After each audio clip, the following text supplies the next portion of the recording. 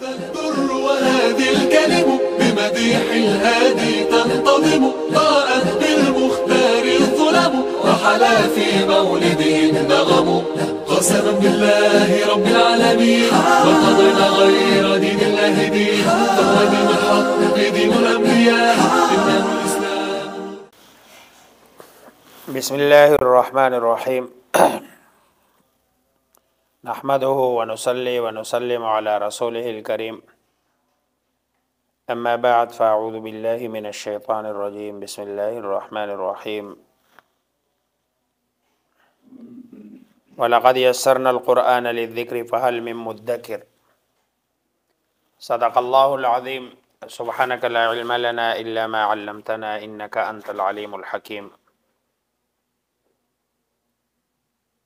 آج کا ہمارا سبق سورہ یوسف ہے اور انشاءاللہ کوشش کریں گے کہ ہم اس مجلس میں سورہ یوسف میں جو چیزیں ہیں اس کو مختصراً بیان کر دیں. سورت کا نام تو یوسف اسی لیے ہے کہ اس میں حضرت یوسف علیہ السلام کا واقعہ ہے، اس لیے سورت کا نام سورہ یوسف ہے. 111 اس میں آیات 12 رکوع ہے اور یہ سورت بھی مکی سورت ہے، مکہ مکرمہ میں نازل ہوئی. بعض لوگوں نے اس کے شان نزول کے طور پر بتایا ہے کہ رسول اللہ صلی اللہ علیہ وسلم سے کچھ یہودیوں نے سوال کروایا تھا کہ یہ جو بنی اسرائیل کے لوگ ہیں جو فلسطین کے باشندے تھے یہ مصر میں جا کر کیوں کر آباد ہوئے؟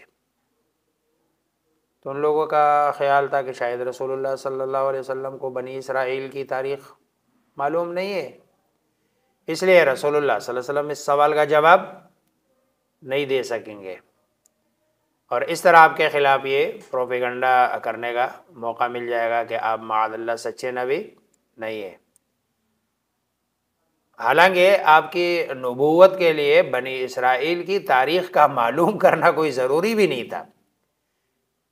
ظاہر بات ہے پچھلی باتوں کا آپ کی نبوت، لیکن پروپیگنڈے کرنے کا ایک طریقہ ذریعہ، جیسے وہ آج کل وہ لوگ مولوی اسی کو سمجھتے ہیں کہ جو اچھے سے تعویذ لکھتا ہو.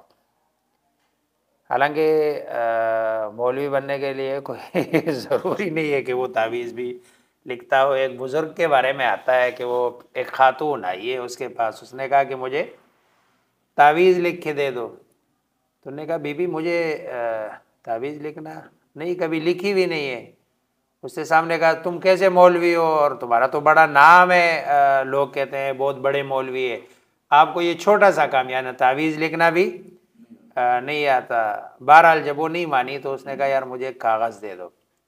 وہ کاغذ لے کر اس نے کہا اللہ مجھے تعویذ لکھنا آتا نہیں ہے اور یہ تیری بندی یہ مانتی نہیں ہے، لہذا جو اس کا کام ہے اللہ تو کر لے. انہوں نے بند کر کے اس کو دے دیا. وہ اگلے دن وہ مٹھائی کا ڈبہ لے کے آ گئی. انہوں نے کہا آپ نے جو تعویذ دیا تھا اس سے میرا کام ہو گیا. تو یہ سارے اسی طرح ہوتے ہیں، ہاں جو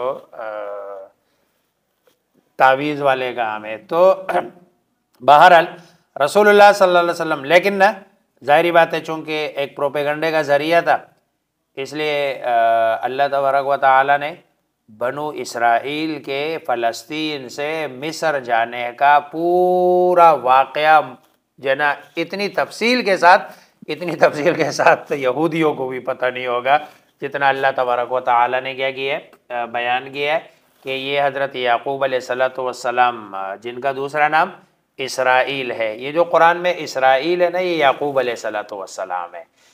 اور اسرا کہتے ہیں یہ عبد کو، اور ایل کہتے ہیں عبرانی زبان میں اللہ کو. تو یہ اصل میں کیا ہے؟ عبداللہ یعنی اللہ کا بندہ.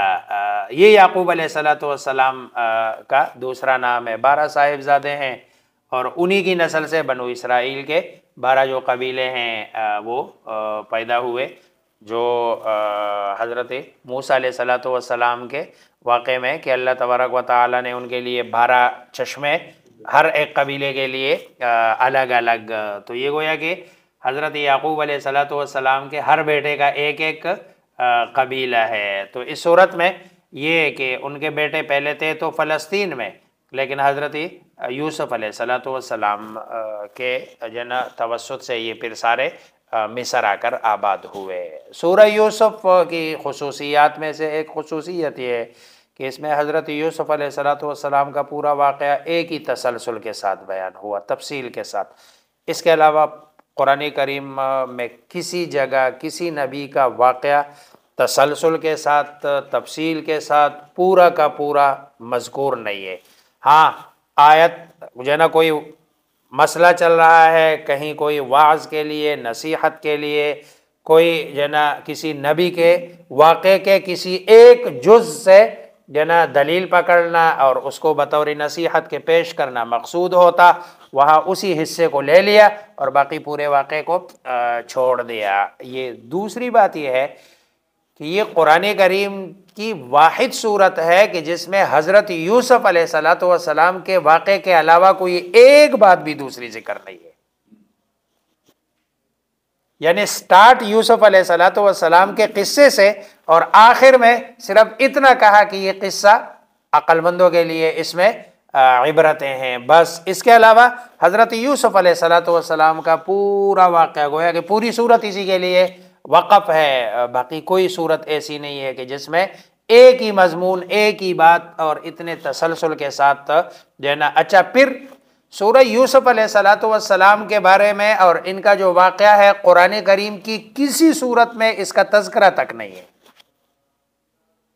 دیکھو نا حضرت موسیٰ علیہ السلام کا جگہ جگہ، حضرت ابراہیم علیہ السلام کے واقعے کا 2 3 4 5 6 جگہ، حضرت آدم علیہ السلام کا واقعہ جگہ جگہ، حضرت عیسیٰ علیہ السلام کا واقعہ جگہ جگہ، انبیاء کے واقعات جگہ جگہ پر ہے، لیکن حضرت یوسف علیہ السلام کا واقعہ ادھر تفصیل کے ساتھ، باقی قرآن کے کسی بھی حصے میں حضرت یوسف علیہ السلام کا کوئی واقعہ، ہاں ایک جو ہے نا انبیاء کے ناموں میں صرف جہاں نام لیے گئے وہ 18، ان میں آپ کا نام ہے، نام کے علاوہ کہیں حضرت یوسف علیہ السلام کے واقعے کی طرف اشارتاً کنایتاً بھی جو ہے نا۔ اب اس واقعے کو اتنی تفصیل کے ساتھ بیان کر کے وہ ہے کہ اللہ تبارک و تعالیٰ نے ان کافروں کے خلاف حجت قائم کر دی ہے کہ جو رسول اللہ صلی اللہ علیہ وسلم کی نبوت کا انکار کرتے تھے۔ اب یہ اس واقعے کا علم ہونے کے بعد ظاہری بات ہے ان کے پاس اب کوئی ذریعہ نہیں تھا کہ وہ اب بھی جو ہے نا کیا کرے، انکار کرے، لیکن بہرحال جو معاندین ہوتے ہیں وہ تو مانتے بھی نہیں ہیں، اور ان کا تو مقصد سوال کا ہوتا ہے، اگلے کو صرف خاموش کرانا مقصود ہوتا ہے، لوگوں کے سامنے بے عزت کرانا مقصود ہوتا ہے، لیکن اللہ تبارک و تعالی ظاہری بات ہے اپنے نبی کو ایسے اکیلے نہیں چھوڑتے۔ ما ودعک ربک وما قلی، تیرے رب نے نہ تمہیں چھوڑا نہ تمہیں ترک کیا نہیں۔ اللہ تبارک و تعالی ہر وقت اپنے نبی کے ساتھ ہوتے ہیں۔ اس میں یہ جو صورت ہے اس کو احسن القصص کہا ہے، یعنی واقعات میں قصص میں سب سے بہترین۔ اللہ اکبر، جی احسن القصص، قصص اصل میں قصتن کی جمع ہے، جی احسن بہترین، سپرلیٹیو۔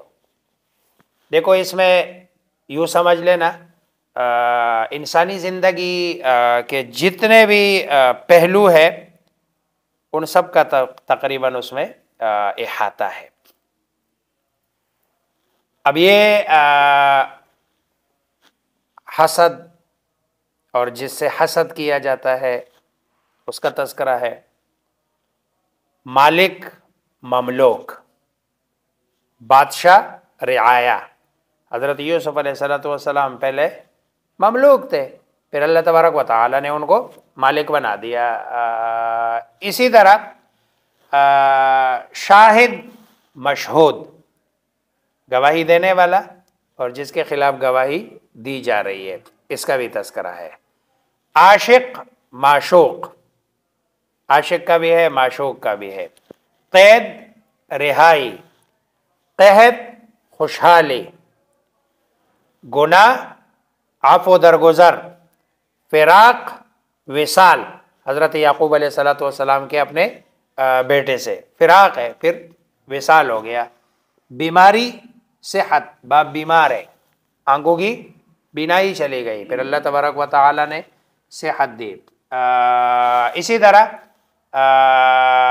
حل، ارتحال، کسی جگہ پڑاؤ ڈالنا اور کسی جگہ کوچ کرنا، جیسے حضرت یوسف علیہ الصلوۃ والسلام کے بھائی جو نا عزت اور ذلت۔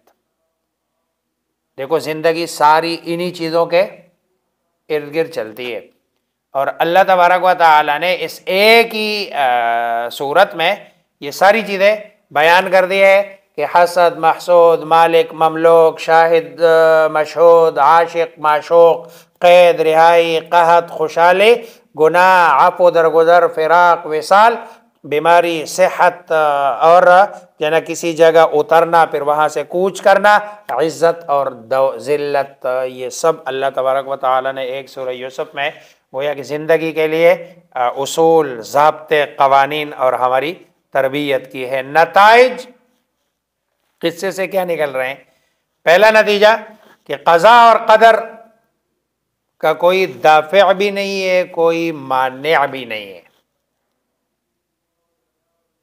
قضاء اور قدر جو مقدر میں ہے، جو اللہ نے آپ کے لیے لکھا ہے، اس کو کوئی بندہ آپ سے چھین نہیں سکتا۔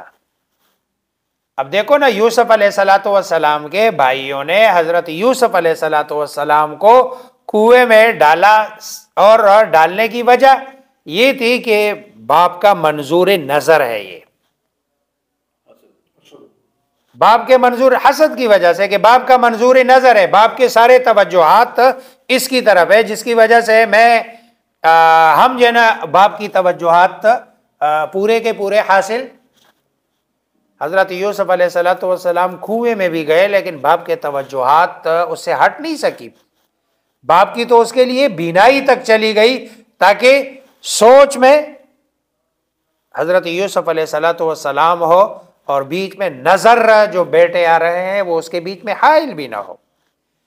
پھر وہ حسد کی وجہ سے ان کو کنویں میں کہ بھئی یہ ہمارے اوپر غالب ہے، اللہ تبارک و تعالی نے ان کو اتنا غالب کر دیا کہ مصر کی جاگے حضرت یوسف علیہ الصلوۃ والسلام کو اللہ تبارک و تعالی نے حکومت دے دی۔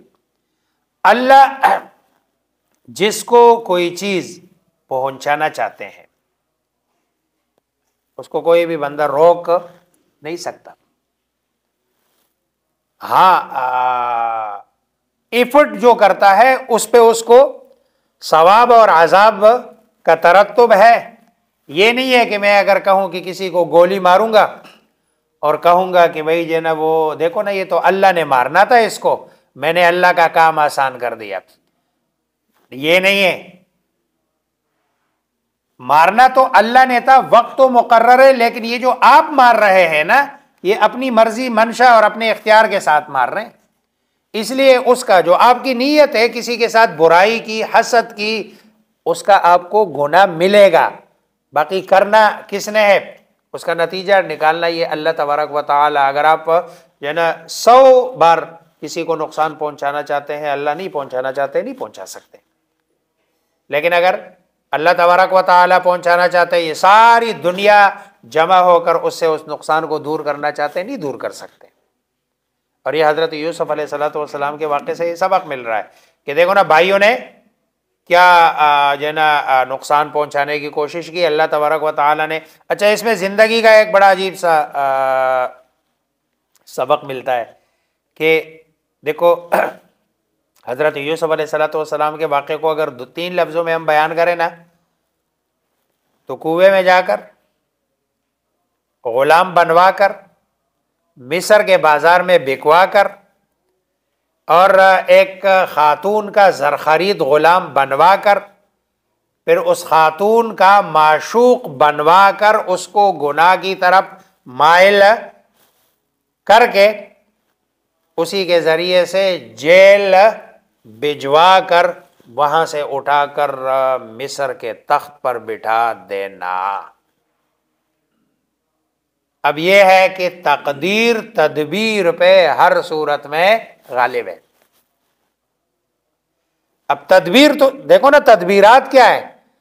تدبیر تو ساری کوئی سوچ بھی سکتا ہے کہ کوئی ایک بچہ کنویں میں گرایا جاتا ہے، وہ کنویں سے نکال کے بادشاہ بنا دیا جاتا ہے، اس کو وہاں قافلے والے اٹھاتے ہیں، قافلے والے اس کو مصر کے بازار میں بیچتے ہیں، یعنی بکا ہوا غلام، اس کو تخت پر بٹھانے کا کوئی بندہ سوچ، یہ تدبیر ہے۔ اور دوسری طرف کیا ہے؟ اللہ کی لکھی ہوئی تقدیر ہے، ہوا وہی جو اللہ تبارک و تعالی نے کیا۔ پھر اگلی بات کہ حسد سے حاسد ہی کو نقصان اور اسی کو رسوائی ہوتی ہے۔ اب دیکھو حضرت یوسف علیہ السلام کے بھائیوں نے ان سے حسد کی ہے نا، اینڈ جا کے رسوائی۔ ایک تو باپ کے سامنے جھوٹ بولنا پڑا ان کو کہ بھائی کو بھیڑیا کھا گیا۔ پھر جب پتہ چلا حضرت یوسف علیہ السلام، پھر جو ہے نا دوسرا بھائی حضرت بنیامین کو جو ہے نا گوانا پڑا ان کے پاس رکوا کر، اور پھر جب بھائی کا پتہ چلا تو ظاہر بات ہے رسوائی ہوئی کہ دیکھو نا مجھ سے یہ ساری زندگی جھوٹ بولتے رہے کہ یوسف زندہ، اور یہ ایک یعنی 30-35 سال کا عرصہ جس میں ایک بیٹا نہیں جو ہے نا 11 بیٹے 10 بیٹے اپنے باپ سے جھوٹ بولتے رہے، اور بعد میں باپ پہ اس کا جھوٹ، اور اس جھوٹ کی وجہ سے باپ کی بینائی بھی گئی، باپ بیمار بھی ہے، باپ پریشان بھی ہے۔ کتنی رسوائی ہوگی جو ہے نا اینڈ میں کہ جب باپ کو پتہ چلا۔ اسی طرح اگلی بات جو اس سے سمجھ آتی ہے کہ صبر یہ کشادگی کی چابی ہے۔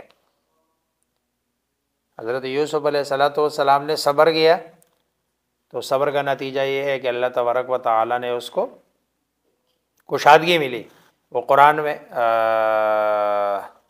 یہ جو سورۃ الانشراح ہے، ان مع العسر یسرا، ان مع العسر یسرا۔ اب دیکھو نا، ان مع العسر یہ عسر ہے، یسرا، اور پھر ان مع العسر پھر عسر ہے۔ اب اس یسر کے آگے بھی عسر ہے، اس کے پیچھے بھی، اچھا پھر آگے عسر کے بعد پھر یسر ہے۔ ایک شاعر کہتا ہے اذا اشتدت بک البلوی ففکر فی الم نشرح، کہ جب بھی تمہیں کوئی تکلیف ہو نا، مشقت ہو، تنگی ہو، تو الم نشرح میں سوچ لیا کرو۔ فعسر بین یسرین، وہاں دو یسروں یعنی دو آسانیوں کے بیچ میں تنگی ہے۔ اس کا مطلب ہے کہ اس جو تنگی جو آئی ہے اس سے پہلے آسانی تھی، اور اس کے بعد بھی آسانی نے آنا ہے۔ اذا فکرتہ فافرح، کہ جب تم اس کو سوچ لو نا تو پھر خوش ہو جاؤ کہ چلو اس کے بعد پھر کیا نہیں ہے، آسانی۔ تو صبر یہ کنجی ہے۔ حدیث میں آتا ہے، رسول اللہ صلی اللہ علیہ وسلم کا فرمان ہے، قسم اٹھاتے ہیں رسول اللہ صلی اللہ علیہ وسلم کہ بھئی 3 چیزیں پر آپ صلی اللہ علیہ وسلم، ایک تو یہ ہے کہ صدقہ، زکوٰۃ، خیرات دینے سے مال کم نہیں ہوتا، اس پر رسول اللہ صلی اللہ علیہ وسلم قسم اٹھاتے ہیں۔ یعنی صادق مصدوق صلی اللہ علیہ وسلم قسم اٹھاتے ہیں مجھے اور آپ کو یقین دہانی کرانے کے لیے کہ آپ صدقہ کریں گے، زکوٰۃ دیں گے، اس سے آپ کا مال کم نہیں ہوگا۔ دوسرا یہ کہ جس بندے کے ساتھ ظلم کیا جائے اور وہ اپنے اس ظلم مظلومیت کی بنیاد پر اس پر صبر کر لے، بدلہ نہ لے، اللہ تبارک و تعالی اس کی عزت بڑھائیں گے، اس کی عزت گھٹے گی نہیں۔ اس پر رسول اللہ صلی اللہ علیہ وسلم قسم اٹھاتے ہیں۔ یہ صبر ہے، عزت بڑھتی ہے، گھٹتی نہیں ہے۔ آج کل ہمارے معاشرے میں کہتے ہیں یار نہیں میں نے تو بدلہ لینا ہے، کیوں بھائی ناک کٹ جائے گی۔ بھائی بدلہ لینے سے ناک اونچی نہیں ہوتی،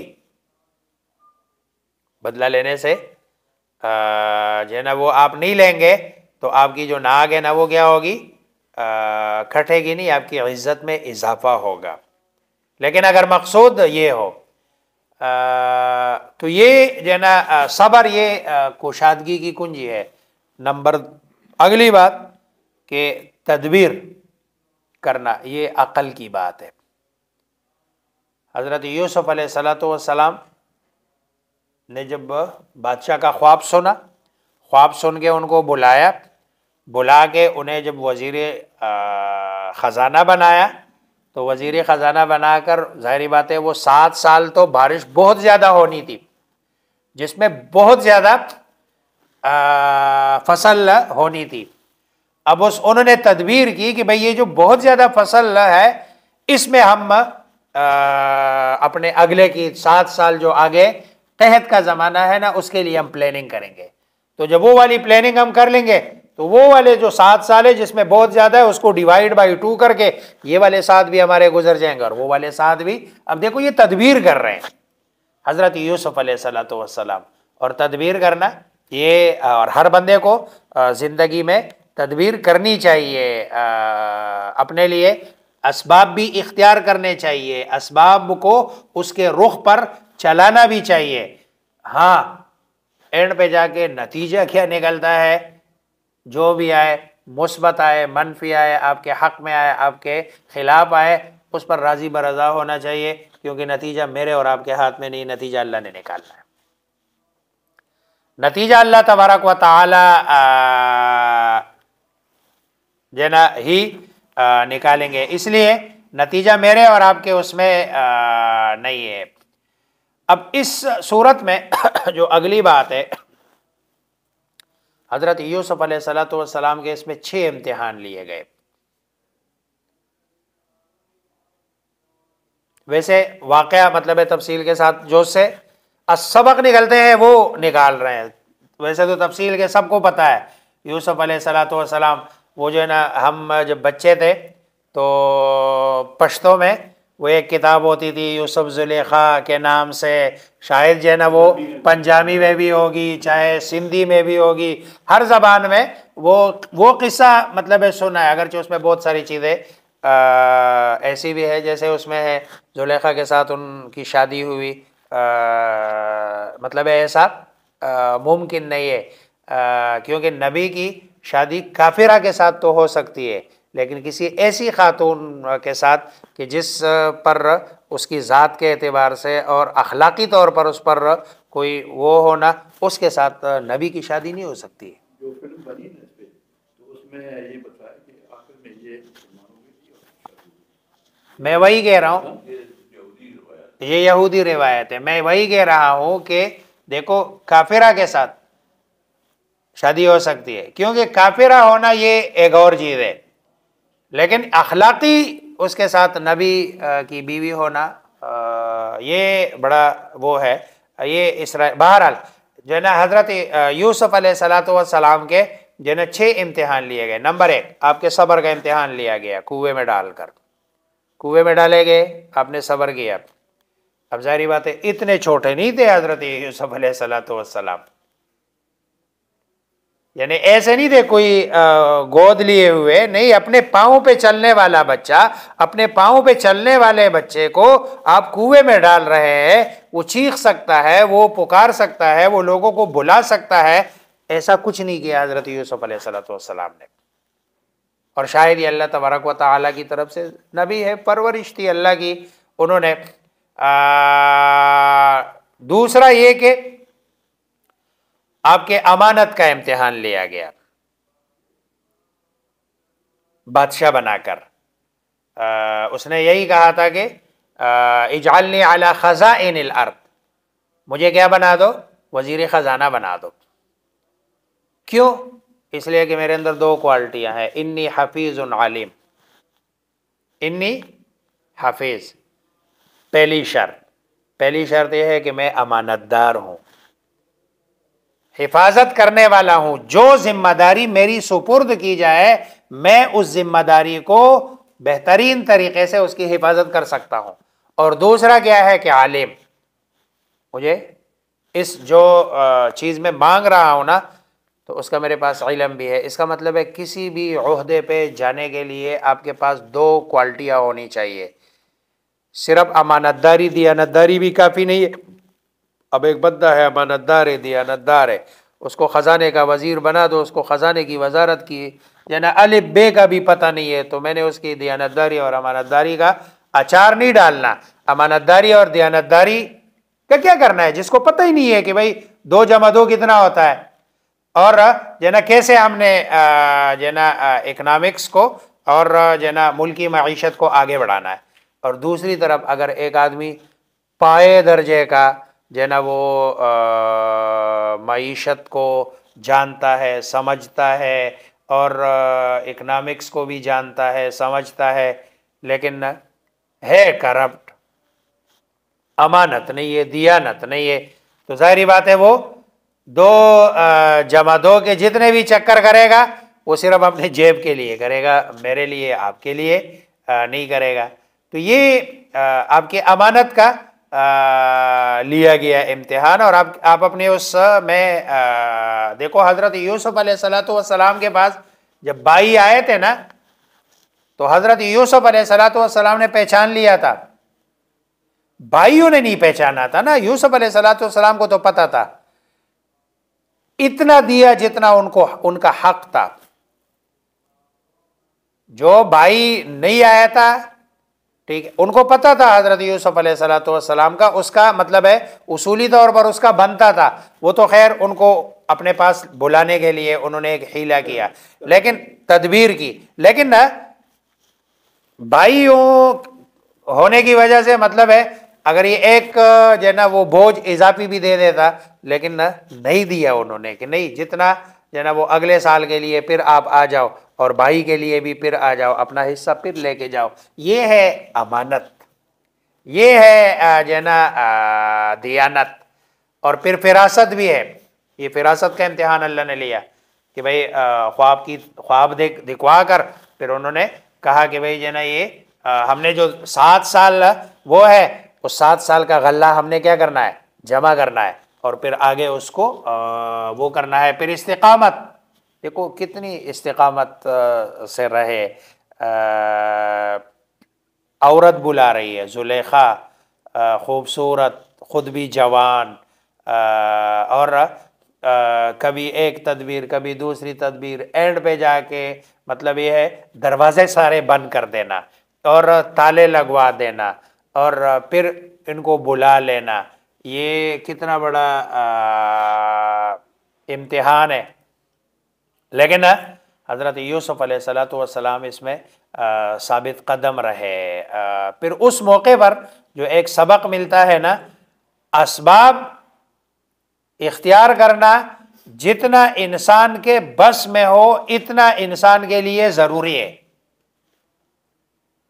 اب حضرت یوسف علیہ السلام دروازے کے اندر ہے, تالا لگا ہوا ہے اور چابی اس کے پاس نہیں ہے.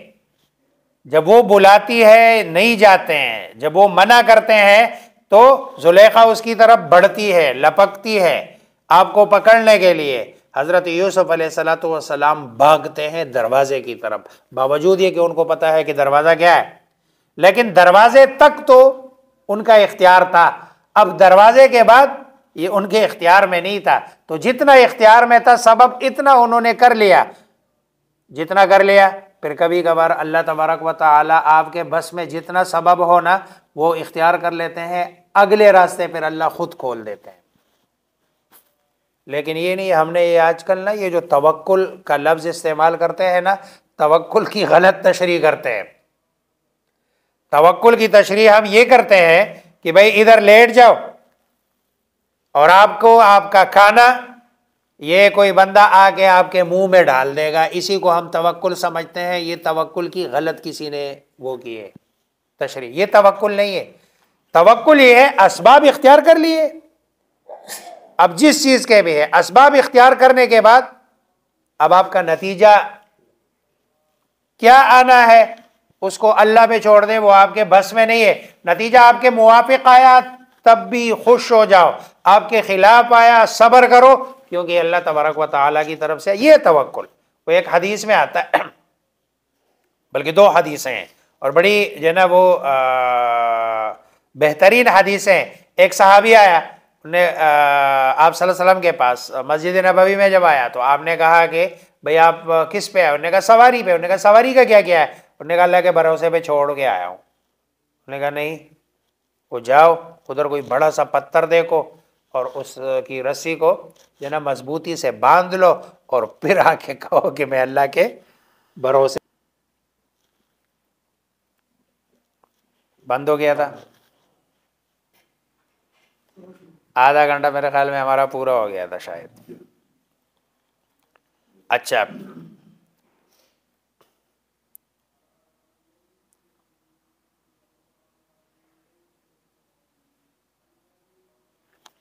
اس میں دین کے بارے میں بھی ہے، دنیاوی معاملات بھی ہے، توحید باری تعالیٰ کے بارے میں بھی ہے، فقہ کے بارے میں بھی ہے، سیرت بھی ہے، سوانح بھی ہے.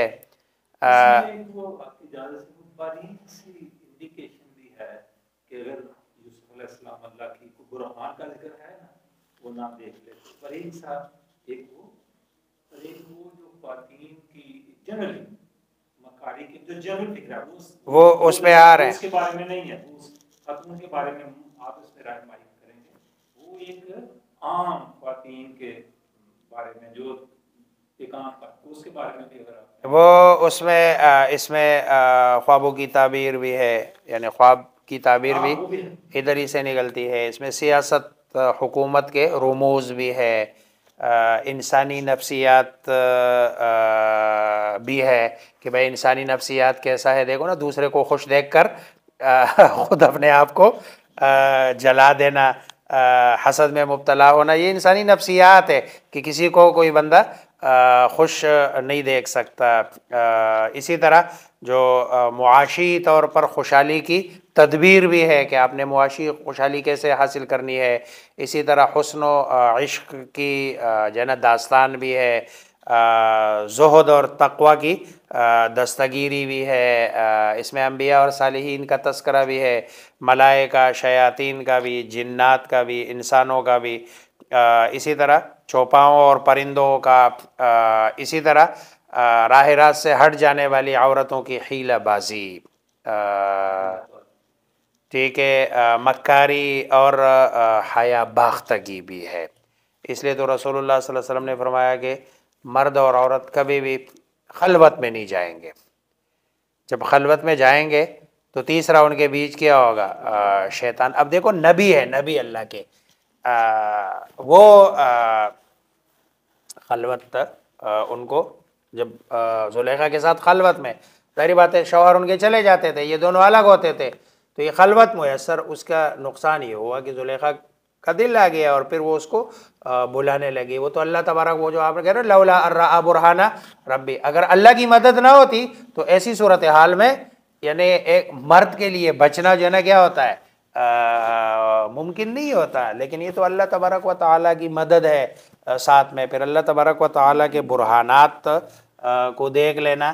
تو اسی لیے جو ہے نا اس میں یہ بھی ہے، پھر شہرت ہے، غربت ہے، اس میں عزت بھی ہے اور ذلت بھی ہے، صبر بھی ہے، ثبات بھی ہے، یہ ساری چیزیں اس میں ہے. پھر حضرت یوسف علیہ السلام کے واقعے کے ساتھ اور رسول اللہ صلی اللہ علیہ وسلم کی زندگی میں مماثلتیں بھی ہے.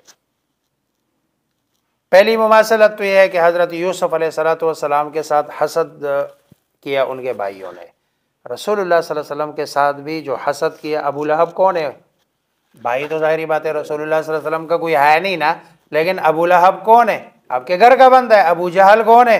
قریبی رشتہ دار ہے. یہ سارے رشتہ داروں نے ہی رسول اللہ صلی اللہ علیہ وسلم کے ساتھ. اچھا، پھر رسول اللہ صلی اللہ علیہ وسلم کو، حضرت یوسف کو جیسے اپنے بھائیوں نے ہی جو نا وہاں سے وہ طریقہ نکالا کہ جس سے وہ آپ مجبور ہو جائے کہ ان کو لے جایا گیا، رسول اللہ صلی اللہ علیہ وسلم کو بھی اللہ تبارک و تعالی نے جو نا وہ ان کے جو قریبی رشتہ دار ہے انہوں نے مجبور کیا کہ ان کو اپنا ملک چھوڑ کے مکہ سے مدینہ جانا پڑ جائے. پھر مدینہ جا کر جیسے حضرت یوسف علیہ السلام کو اللہ تبارک و تعالی نے وہاں مصر کی حکومت اور سلطنت دے دی، رسول اللہ صلی اللہ علیہ وسلم کو اللہ تبارک و تعالی نے مدینہ کی سلطنت اور حکومت دے دی، اور پھر واپس جناب صلی اللہ علیہ وسلم مکہ جو ہے نا وہ سارا علاقہ اسی طرح حضرت یوسف علیہ السلام کے ساتھ، تو ان مشابہتوں کی وجہ سے بھی جو ہے نا پھر حضرت یوسف علیہ السلام اس کنویں میں کتنے دن رہے؟ 3 دن۔ رسول اللہ صلی اللہ علیہ وسلم بھی غار ثور میں کتنے دن رہے؟ 3 دن۔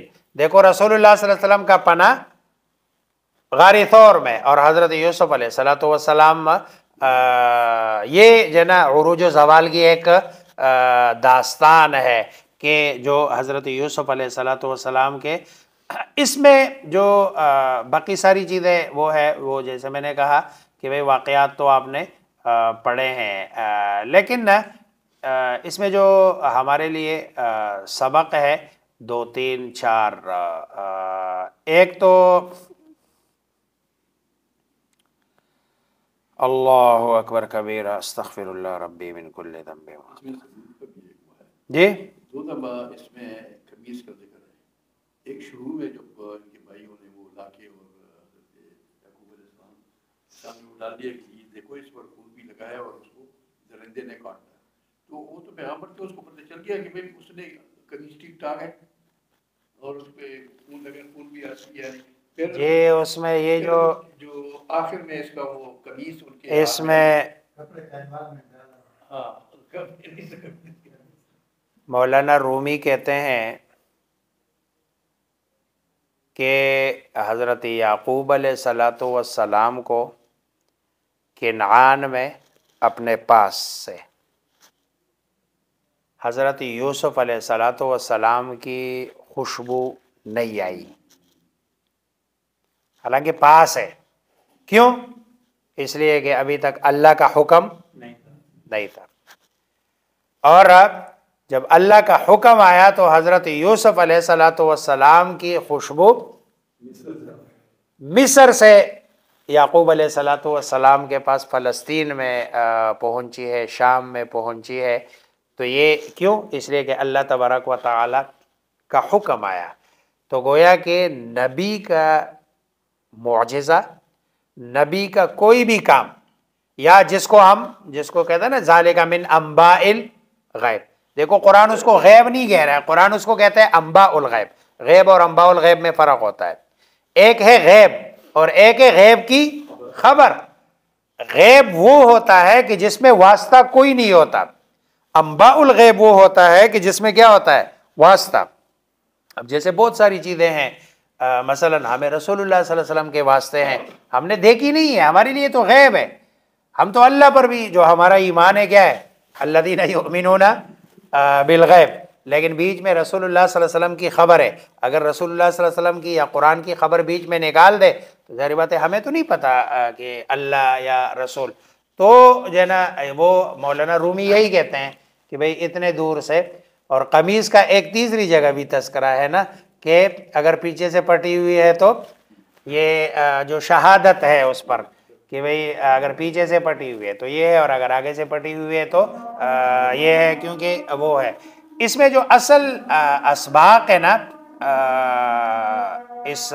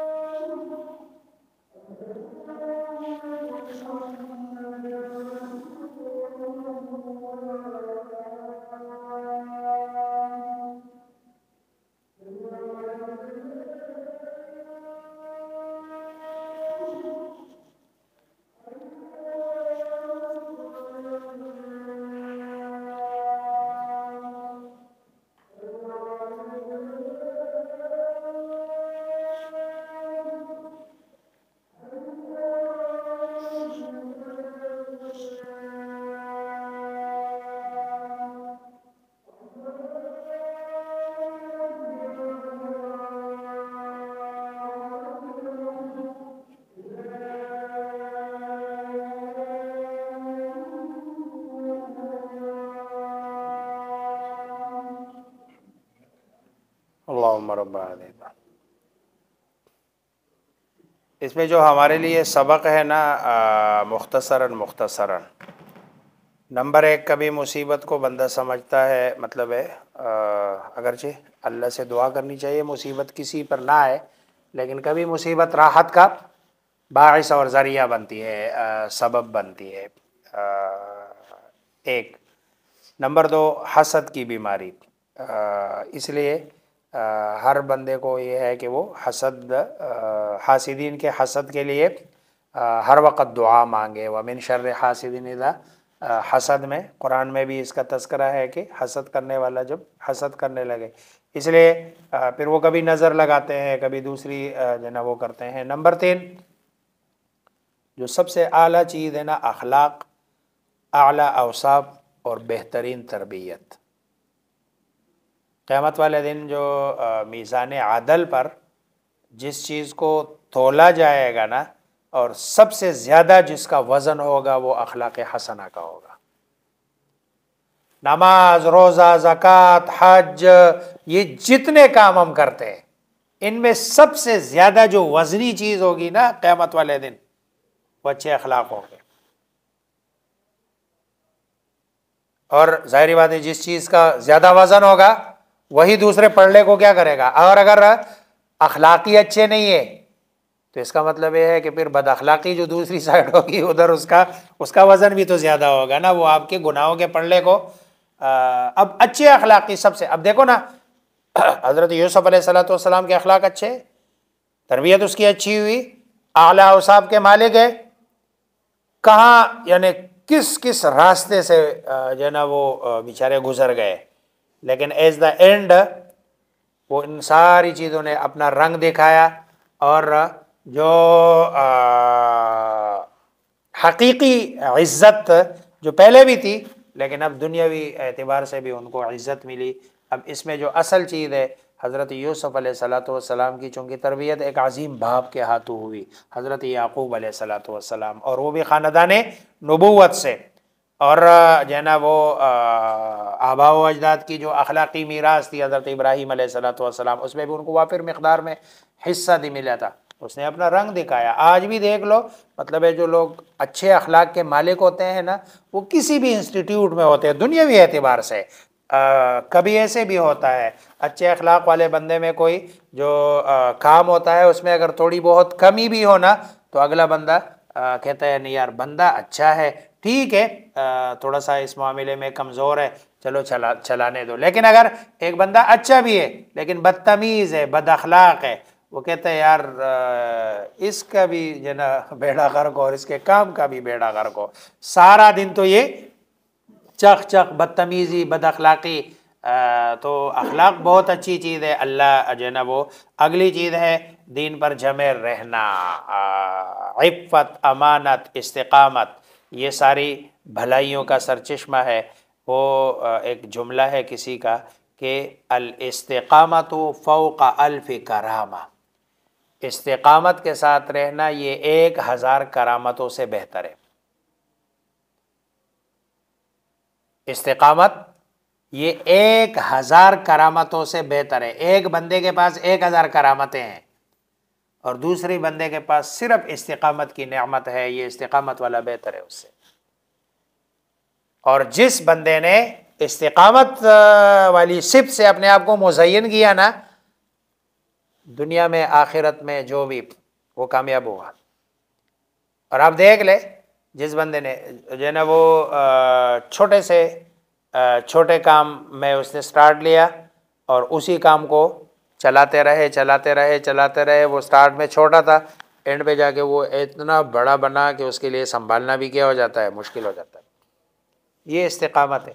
دین میں بھی رسول اللہ صلی اللہ علیہ وسلم کا فرمان، آپ سے کسی نے پوچھا اللہ کے رسول سب سے بہتر عمل، آپ نے فرمایا ما قل و دام، مختصر دائمی. وہ ہمارے یہاں لوگ رمضان میں جذبات میں آتے ہیں سٹارٹ میں نا پہلے دن، تو بس ایسے لگتا ہے جیسے ساری عبادتیں اس نے آج رات ساری پوری کرنی ہے. وہ اگلے دن پتہ چلتا ہے فرض میں بھی نہیں. وہ جب ادھر تراویح، وہ پہلی رات کی تراویح 11:30 بجے ہم نے پڑھی تھی. اچھا ادھر لوگ آئے تھے اس میں نمازی 5 6 7 8 نمازی تھے، اس سے زیادہ تھے بھی نہیں، باقی پتہ نہیں کدھر سے آئے تھے، آج اس کے بعد بھی پھر نظر نہیں آئے مسجد میں۔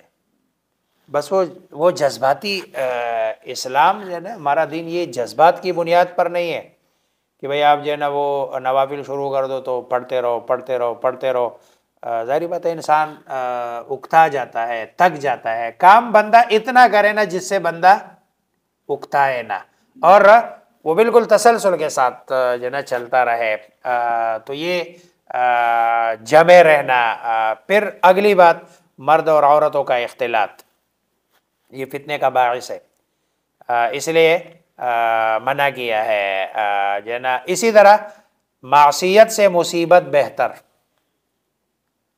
دیکھو نا حضرت یوسف علیہ السلام کے بعد 2 ہی راستے ہیں، ایک طرف زلیخا اور یا دوسری طرف جیل۔ اب ظاہری نقشے میں تو ادھر دیکھو لڑکی بھی مل رہی ہے، نعوذ باللہ من ذالک، ٹھیک ہے، اور وقتی طور پر جو خواہشات کے پورے کرنے کا سامان بھی مل رہا ہے، اور دوسری طرف جیل ہے، اور جیل صرف جیل نہیں ہے، بدنامی بھی ہے۔ ادھر بدنامی بھی نہیں ہے، ادھر جیل ہے بدنامی ہے، ادھر جیل بھی نہیں ہے بدنامی بھی نہیں ہے، نیک نامی ہے، نام بڑھے گا، شاید عہدہ بھی کوئی مل جائے۔ انہوں نے کہا نہیں، میں نے مصیبت لے لینی ہے، معصیت کو چھوڑ دینا ہے۔ یہ حضرت یوسف علیہ السلام کے اس پورے واقعے سے ہمیں سبق ملتا ہے کہ گناہ سے حتی الامکان جناب۔ پھر اس طرح سچا داعی، وہ خواب کی تعبیر پوچھنے والے تعبیر کے سلسلے میں آئے، حضرت یوسف علیہ السلام نے ان کو پہلے دعوت دی کہ جناب اللہ تبارک و تعالی ایک ہے، اس کے سوا کوئی معبود نہیں ہے۔ گویا کہ اب جیل میں ہے، پریشان کن حالات ہیں، لیکن دعوت کے کام کو انہوں نے چھوڑا نہیں۔ اور پھر آخر میں صبر کی جو فضیلت ہے اور اس کے نتائج ہے کہ پھر اللہ تبارک و تعالی نے نتیجہ بھی دیا، اور وہ نتیجہ اس صورت میں کہ اللہ تبارک و تعالی نے ان کو ان کی صفائی بھی جو آپ پر مثلا زلیخا اس نے بھی بیان کی، بچے نے بھی بیان کی، عزیز مصر نے بھی بیان کی، اللہ نے بھی آپ کی صفائی، یعنی کوئی ایک چیز بھی جو نا وہ اللہ نے کہ جہاں جہاں سے آپ کی صفائی بیان کرنا ممکن تھی اللہ نے بیان کی، اور ساتھ میں اللہ تبارک و تعالی نے آپ علیہ السلام کو حکومت، قیادت اور سلطنت سے بھی نوازا۔ اللہ مجھے آپ سب کو سمجھنے عمل کرنے کی توفیق عطا فرمائے۔ اچھا، یہ جو میرے دادا صاحب سے آدمی میں تھے تو وہ دوسری جگہ عظیم ہے ادھر ہی پہ بند کر دے اس کو۔